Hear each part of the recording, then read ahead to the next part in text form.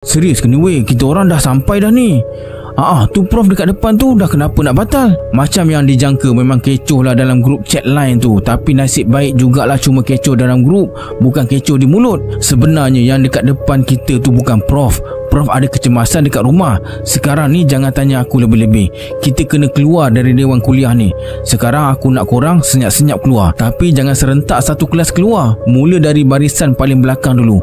Lepas tu barisan kemudiannya sampai habis. Ingat, keluar senyap-senyap. Jangan buat bising. Macam yang dijangka, satu kelas soksek-soksek bunyi orang berbisik lepas baca mesej Indra yang panjang lebar dalam grup chat kelas tu.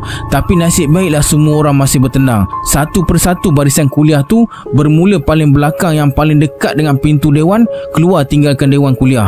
Sampailah tinggal barisan paling depan, iaitu barisan Indra dan 2-3 orang rakan sekelasnya yang lain. Indra dan kawan-kawannya pun berdiri dan berjalan menuju ke pintu dewan. Tiba-tiba pensyarah tu tegur mereka. Kamu semua keluar ni sebab dah tahu ke saya ni siapa?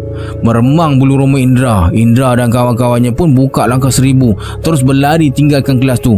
Tak sempat tutup lampu dan tutup aircon. Kisah kuliah Indra tu akhirnya tersebarlah ke satu kampus. Rupa-rupanya itu bukanlah kejadian pertama. Ada juga kelas lain yang dakwa mereka pun dapat kelas ganti waktu senja macam tu juga. Tapi bila masuk kelas je, mereka nampak pensyarah tu jadi sangat tinggi. Ada yang sempat rakam gambar pensyarah yang tiba-tiba jadi tinggi tu.